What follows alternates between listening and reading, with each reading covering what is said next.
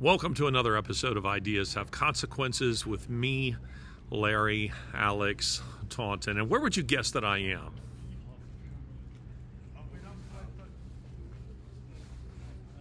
I'm in Switzerland.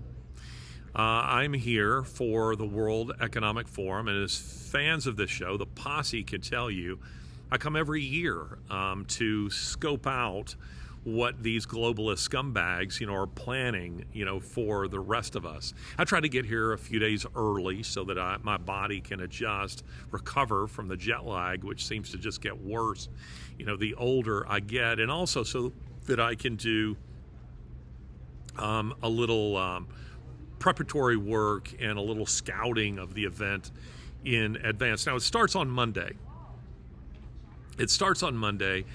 And that's when everything will get going. Now, for those of you who are interested, about 70% of the World Economic Forum presentations are online.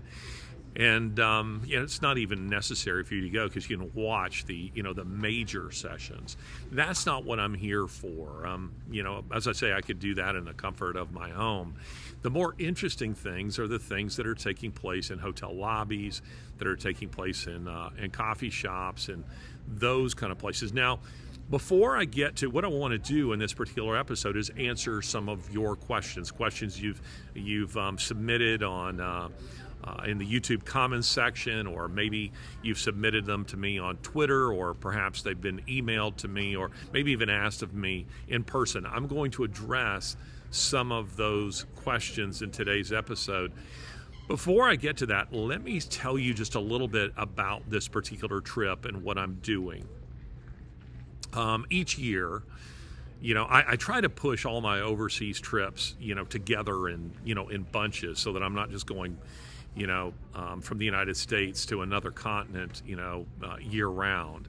So if possible, if I have, let's say, 3 projects in Europe, I will try to push all those together if possible so that I can do it at one time. If I have a couple of projects in Africa, I'll try to put those together, and it reduces the amount of time that I'm actually gone, and of course it's not quite as difficult on my body to do it like that. Now, one of the questions that keeps being asked of me is whether or not it's dangerous, for me to go to the World Economic Forum. And my knee-jerk reaction to that is tell you no. I mean, look at this.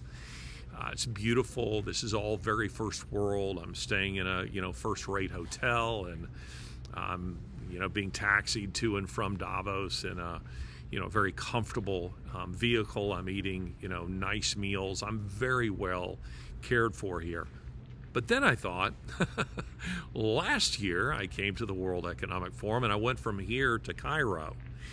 And I was there because I wanted to see what USAID was up to in Cairo. Because, as the posse will know, fans of this show, I had been following their activities, running a massive human trafficking operation throughout South America, through Central America, and straight on up to and through the U.S. border. So that's what USAID was doing there, and I'd been exposing that activity and exposing it to President Trump.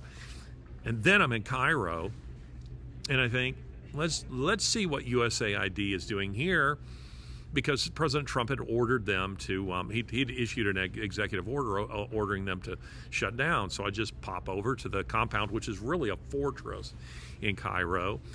And I asked a simple question: are you complying with the order of the President of the United States to shut down? And the shit, as it were, hit the fan. I mean, they went sideways when I began asking those kind of questions. Tried to detain my driver, USAID security. Eventually led to them stopping my vehicle with my driver in the streets of Cairo. They summoned Cairo police, who in turn summoned the NSA, Egyptian State Security, their secret police, whose job it is to off people. And you can watch the episode where I discuss that in some detail, but it was a very tense standoff that lasted for about 3 hours. And eventually I'm able to get out of the country, very narrow escape, come back to the United States, and about 2 weeks later I was swatted. So when people ask the question or suggest that maybe I'm in danger at the World Economic Forum, I say, well, no, I'm not. I mean, it's very safe. But then I remember, it wasn't too long after I was at the World Economic Forum last year when I was swatted. And swatting, by the way, is attempted murder by proxy. It's attempted murder by proxy. And but I don't think that was WEF related. That was related to my work on USAID. I believe that. Now, disappointingly, Kash Patel and the FBI have yet to arrest anyone, and that applies not just to my swatting, but to that of other conservative media types who were swatted as well. So we're left to speculate as it regards that. But the rest of this trip, what will I be doing? Well, first of all, I could tell you, but then I would have to kill you. But in all seriousness, I don't want to tell you for my own safety and that of others until I'm there. So if you pay close attention to this particular space, or perhaps to my Twitter or to my YouTube channel, then I will tell you once I'm in some of those places. For now, you know that it's Davos, Switzerland. But from here, I go elsewhere, and it's a rather lengthy journey that will involve the Middle East and 3 continents, if things go the way I want them to. And in some of the places I'm going, some of them are wonderful and beautiful, but and quite safe. But if I'm able to get into some of the countries that I intend to go to, some of them won't be. So your well wishes and your prayers are much appreciated. And I do want to stress that many of you have offered your prayers to me, and I'm so grateful for that. It really does mean a lot to me. It means a lot, to my wife. And last year, when I was traveling, and then came home, having done all these dangerous things, and then I'm swatted, and the standoff with the Egyptian state security and all that kind of stuff. Lori wanted me to stay home for a while and just like, hey, chill. Maybe you could do something where getting killed isn't a high possibility. And so I did. And I spent the summer, and into the fall building a cottage, for my 84-year-old mother who's had a stroke and who now lives with us, and spent time focusing on family and plotting next moves, which brings me to where we are right now and what we're doing right now. Now, let's get to some of the questions that you guys have asked. So I've addressed the questions whether or not it's actually dangerous for me to go to the WEF, and the answer to that is no. I've been here 4 years in a row, and no, it isn't. Now, if somebody wanted to attend the WEF formally, how would they do it? This is one of the questions that's asked of me quite frequently. Well, the fact of the matter is, to attend the WEF, to attend officially, to be ticketed, as it were, to have the lanyard that you wear that tells you what you can and can't get into. It almost works like an amusement park, pass. It tells you what you're approved for, and that has to do with how much money you've spent. But you have to have an official invitation, of which I've never received. And I'm not likely to get one. So I've never formally been invited to the WEF. That hasn't happened, and it's not going to happen. Someone else asks, how are you undercover? Because the tech team, they made that banner that says, Larry's undercover at the World Economic Forum, and many of the interviews I do, they refer to me as a spy, at the World Economic Forum. And people ask, if you're undercover, how come you're talking about it on YouTube? I mean, and we're also broadcast on DirecTV. You can't be undercover and do that. You're misunderstanding what we mean by undercover. We don't mean that I'm wearing a fake nose and glasses and I'm climbing through ventilation shafts and rappelling down into secret meetings. That's not what we mean. When we say undercover, we just simply mean that I am not advertising myself when I'm there. I'm not going officially as a member of the press. I'm not there the way, say, Rebel News, who does a very good job. What they do, they go with the, with the mics and the cameras, and they wait to ambush certain politicians or CEOs of corporations like, say, BlackRock, in order to get a gotcha moment, in order to press them on certain issues. And they're following them from one building to another, from their automobile into a building. That's not what I'm doing.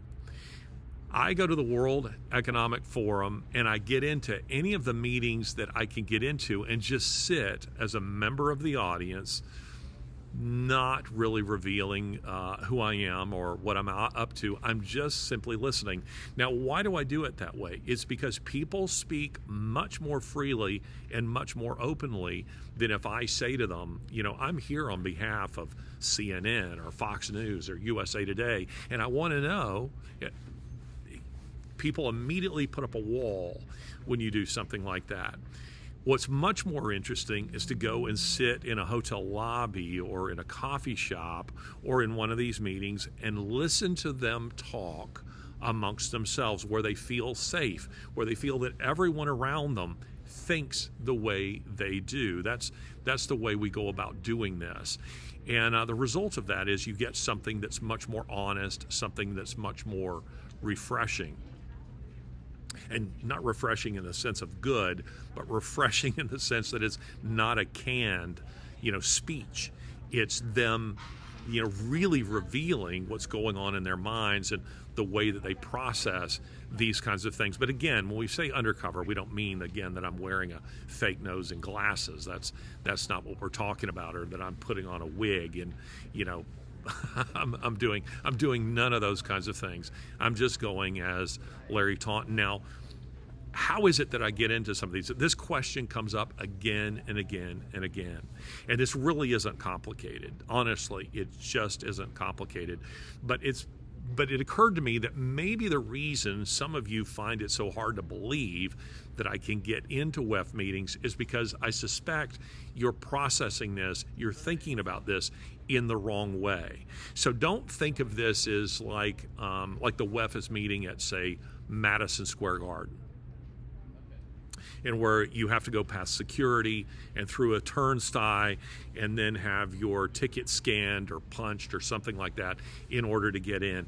It doesn't work like that. The World Economic Forum's annual meeting takes place in Davos every year, and Davos is a ski town like the kind of ski villages that you see littering the Pyrenees and the Alps. There's loads of them, and it's just one of them. Population, I don't know what the population of Davos is. I'll say less than 10,000. It's not particularly big, and it's high in the Alps. And because of that, because it's not a big city, and the reason it's held there is because Klaus Schwab lives there now that he's no longer the head of the World Economic Forum. They got rid of him last year. It's going to be very interesting to see if they keep doing it, in Davos, or if they decide, this should be in Geneva, or this should be in Bern, or, somewhere else that has the capacity for a meeting like this. But part of the reason I think they like to have it there is because A, it is difficult to get to, and B, because it creates a kind of exclusivity. When your event is one of 100 other events going on in a town, you don't get much press. But when you're the only one, everything is focused on you, and that's part of what they do. And because Davos is hard to get to, for people like me, I think that appeals to them. I have to take multiple trains and automobiles and this kind of thing in order to get there. They fly in private jets. So to them, it doesn't matter. For me, it's like trying to get to the moon. I hate going because it is so difficult to get to. And so that if you really don't understand, the Alps, when you look on a map, you will see that one town from another might be 12 miles, but it might be a 2-hour drive. And that's because of the mountains. You have to wend your way through the mountains in order to get there. And that's the way it is with Davos. But during the World Economic Forum, what happens is this. They don't prevent you. They can't prevent me from coming into Davos, into the town. But during the event, security stops every vehicle going in to Davos. Now, I could walk in, but it would be, it'd be a long walk. But I can't rent a car and drive there, and that's because the car won't have the appropriate markings on it. If I think of it, on Monday, I'll take a couple of videos of this to give you an idea of how this works. And so security stops you, not to check, any credentials, but to make sure that the car is approved to get into Davos, because the parking situation is just nuts. There's just nowhere to park. So even if I did rent a vehicle, there'd be nowhere for me to park it. So what you have to do is get a taxi. Taxis are approved to go into the city, or perhaps a private car, which again would have the appropriate markings on it. And those guys can go in, and they are allowed to park. There are special, places for them, appropriate places for them to park while I go and do my thing, and then I'm able to come back to the car. But getting into the city of Davos, the town, the village, really it's just a village of Davos, that part isn't difficult. And because Davos is so small, there's no conference center that's of sufficient size to host every meeting, and there are lots of meetings that are going on. Reminds me a little bit of the Oxford Literary Festival that takes place at Oxford University, the city of Oxford, every summer. It's wonderful, it's interesting, and you will get the docket of events that might show that this author is speaking over at this church, this one is speaking over at this school, this is speaking over at that college, all at the same time. So there's a lot of events going on all over the city. Now, am I able to get into the big plenary, auditorium style events? The answer to that is no. I can't get into haven't even tried. And the reason I haven't tried is because I can see from afar that the security is too tight for me to get into those. And that's usually because that's where heads of state are going to be in attendance or will themselves be speaking. So for instance, on Tuesday, Trump will arrive here, and I have a feeling Tuesday is going to be a shit show.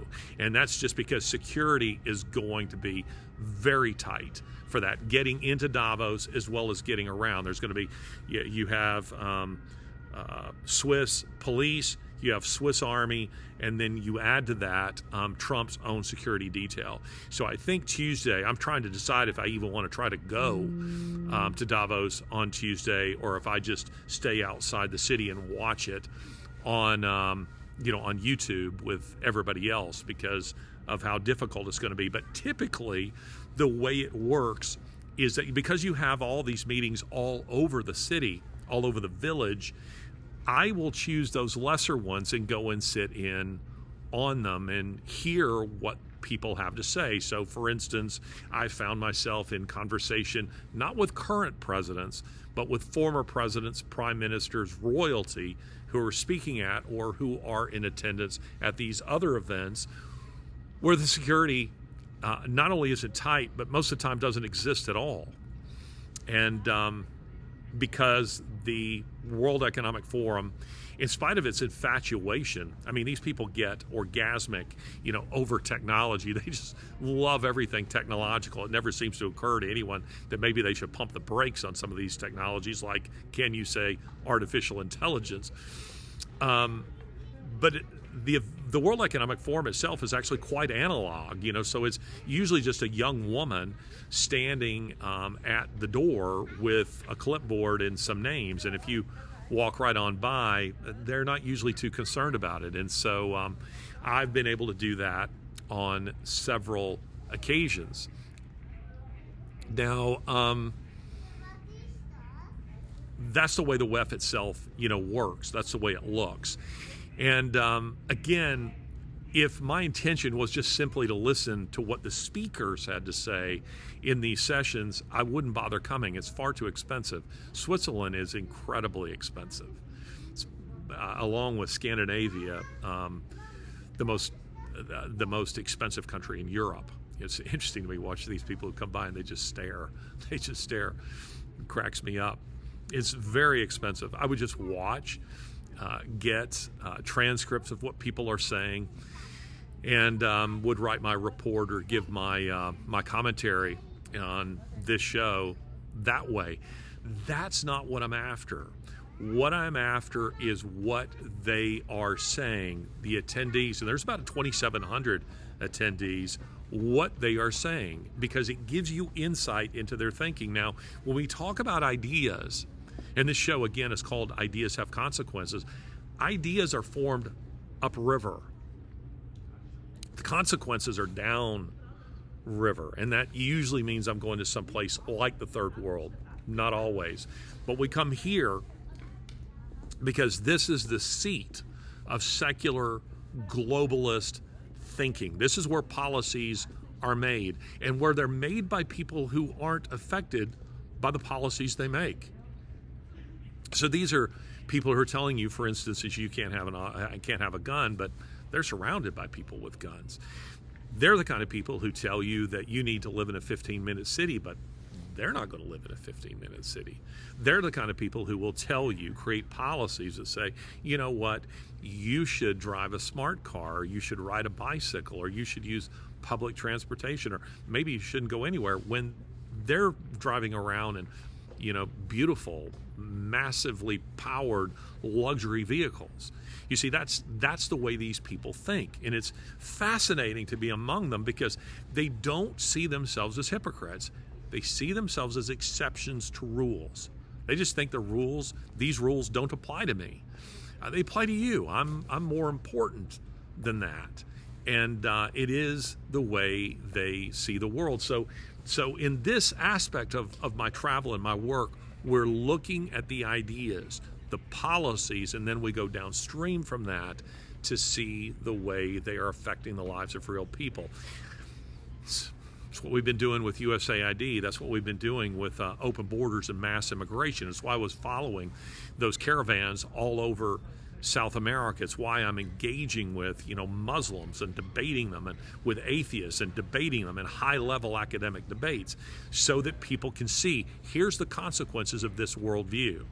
So this week we're listening to people who, in many cases, not all, but in many cases, are pompous, arrogant, and are the kinds of individuals who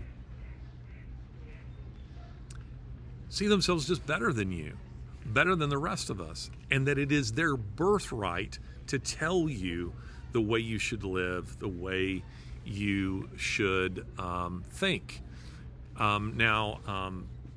President Trump is in attendance. As I said, he's going to be in attendance this year here on Tuesday. He spoke to the World Economic Forum last year via video conference, and that took place just prior to his inauguration, or maybe it was like a couple of days after it. I'm not quite sure, but it was fascinating because I was, at the time that he was speaking, I was doing an interview with Steve Bannon from here about the World Economic Forum, and he said, hey, we got to stop right now and let's watch live President Trump's video presentation to the World Economic Forum. And Trump was polite, but he was very firm. He kind of read them the Riot Act and more or less said to them, there's a new sheriff in town, and this sheriff isn't completely on board with your out-of-touch policies.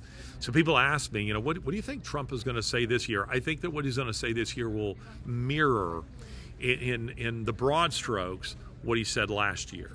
I think he will again speak to them politely in a presidential manner, but firmly, to say that the United States isn't in favor of things like open borders, isn't in favor of the annihilation of our economy and kneeling before environmentalists, things of this nature. That's what I think you're going to hear from Trump. We'll wait and see. Some people have said and asked me this question. Some just state it. Other people ask me, doesn't that mean that he's a WEFer? Doesn't that mean he's one of them? No. No, that's like saying that because I go and speak to an atheist group, and I've spoken to many of them, that I'm an atheist, or that because I've gone and addressed a group of Muslims, which I have, that means I am one of them. Doesn't mean that at all. The World Economic Forum, the reason Trump would come here is because this is a prominent stage for him to get his message out, and it's also a place where he can speak to powerful world leaders about what it is that he wants to accomplish. Bear in mind that last year's World Economic Forum had roughly 50 heads of state here. This is a United Nations knockoff, except that unlike the United Nations, the World Economic Forum also includes corporate leaders. So you had 50 heads of state, you had about 115 billionaires here last year. You also had about 600 CEOs of major corporations. See, that doesn't happen at the United Nations. So Trump wants to get in front of all these people in order to say to them, this is who we are, this is what we're about, and this is how you can help or be careful. So we'll wait and see what that is going to look like. Some have asked me, do I like attending the WEF? There's aspects of my work, aspects of my travel that I really enjoy. The World Economic Forum isn't one of them.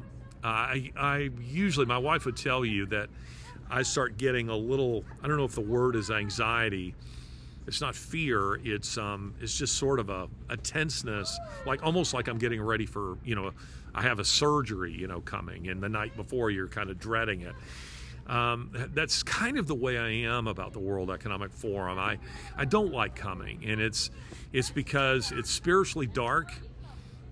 Whereas, a decade or more ago at Fixed Point Foundation, we were doing, the organization that I direct, we were doing very high-level debates with very prominent atheists. The World Economic Forum, they're people who don't debate the existence of God anymore. They just assume there isn't one, and their policies reflect it because their policies are fundamentally anti-human. And as I've said again and again on this show and in writing, the word they use is sustainability. Today I did a little search on the World Economic Forum website, and I just typed in the word sustainability. It is used 99,300 times on their website. That's the word sustainability. If I were to use the word sustainable, I suspect I would also get a similar number. So the variance of the word, I'm sure, would be probably about 250,000 times that the word is used in one form or another on their website. And sustainability is freighted with anti-human meaning in its current usage. You see it everywhere. It's a kind of corporate and governmental virtue signaling, but it always carries with it a fundamentally anti-human bent. Population sustainability is just another way. It's just a euphemism for saying, depopulation, for example. Environmental sustainability also has an anti-human bent. It always does. So watch out for that particular word. That word will be used all week long, and I get tired of it. It's just a spiritually dark place. Not because, it's a beautiful place, lovely restaurants, and again, as I say, very first world, but it's spiritually dark, and for that reason, I don't enjoy it. Another reason I don't enjoy it is a reason that I mentioned earlier. It's because it's so difficult to get to. It's 4 hours of driving every day, more or less, because of the traffic and because you can't get a hotel in Davos. It's impossible. They block them out during that period of time, and something equivalent to a Motel 6 might be $5,000, $6,000, $7,000 a night. A night. I'm not exaggerating. And places within an hour, same kind of problem that you run into during the World Economic Forum. So you end up staying a lot further away, or you end up staying in a pretty crappy kind of places. Prior years, I stayed in places I didn't like at all, and where there was no restaurant in the hotel, and I didn't have an automobile, and to get to one meant crossing a highway on foot or something like that. And you're just thinking, I don't want to do that, or where there's not a proper place for you to sit and work or get a cup of coffee, or whatever. So there's just some inconveniences associated with that, but it's exhausting getting to and from it. And that's even after you've just flown here, as opposed to if it had taken place in a city like Rome or Berlin or London, where it would be, so much simpler. But they're not trying to accommodate people like me. They're trying to get a meeting of these kinds of people, and these kinds of people are flying around in private jets. And by the way, to be clear, I have no problem with private jets. If I had one, I would use it. But for me, this is something that isn't particularly easy. Other people have asked me, do you think WEFers are evil? Do I think they are evil? And I would say yes in many instances, but not probably in the way that the person asking the question means it. Like, do I think of these people like Hitler or Stalin or Jeffrey Dahmer? No, I don't think of them like that. These are people where the evil is much more subtle. These are the bureaucrats of evil policies, and they don't think of themselves as evil. Quite the opposite. They think of themselves as doing great good. Bear in mind that the World Economic Forum's mission statement is to improve the state of the world, to make the world a better place. This is what they say their policy is, and I think they gather every year believing that that's what they're doing, and they're doing it in a kind of a annoying parental kind of way where they see themselves as above ordinary people, and you don't really get a say in how this works. So this is the way that a lot of these policies play out in real time. And the interesting thing is, of course, they're not elected officials. I mean, even Ursula von der Leyen, who usually speaks at the World Economic Forum, she's on the board of the World Economic Forum.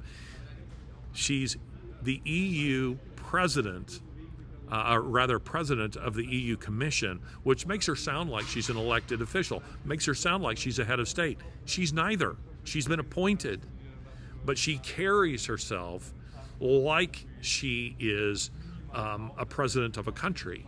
She carries herself as someone who has the right to make these kinds of decisions on behalf of hundreds of millions of people. This is the way they all carry themselves. And in many instances, they're either elected, like say Trump is elected, not elected to do these kinds of things, or in most instances, they're not elected. And they see it as their birthright to establish policies, to establish initiatives, to lay out a vision for the future for the rest of us.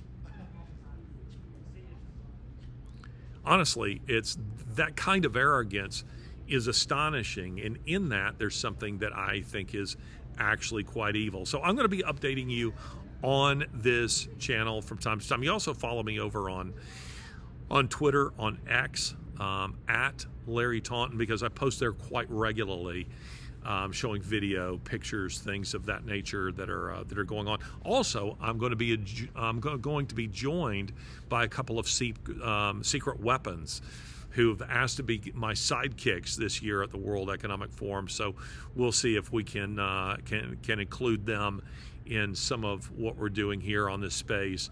But in the meantime, just keep me in your prayers, and let's see how it goes this next week. This has been another episode of Ideas Have Consequences with me, Larry Alex Taunton.